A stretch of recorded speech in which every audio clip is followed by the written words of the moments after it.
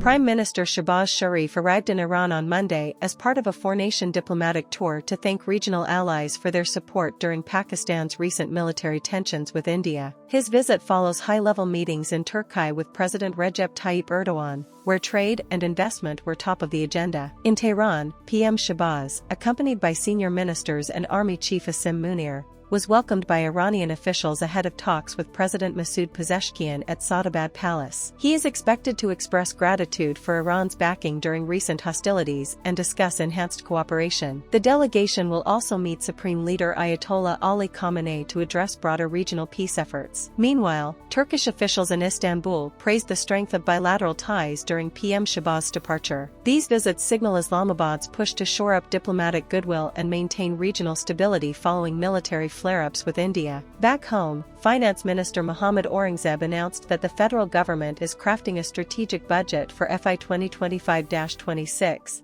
aiming to break Pakistan's cycle of economic volatility. Speaking at an event in Islamabad, he said the upcoming budget, now postponed until June 10 amid ongoing talks with the International Monetary Fund, IMF, will move beyond just making the math work. And our economy on a path of sustainable growth. और उसमें जो सारी export lead की discussion हो रही है, that's very important because that is where fundamentally the DNA of the economy has to change, and therefore we are going to bring some bold measures during the budget, because budget is not just about revenue and expenditure. Budget has to be providing the strategic direction of where the economy is and where it is headed, not only about next year, but at least signaling where we want to go as an economy.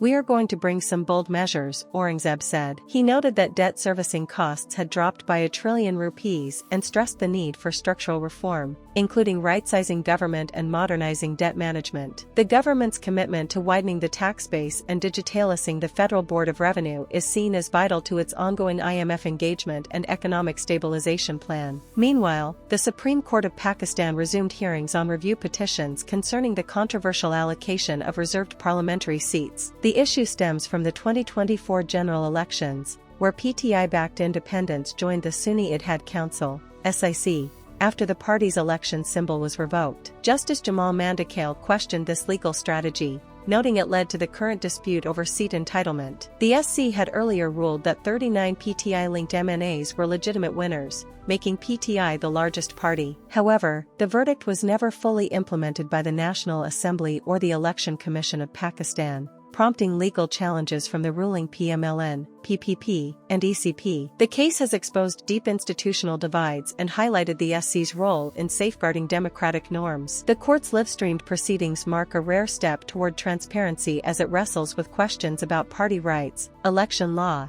and the ECP's responsibilities.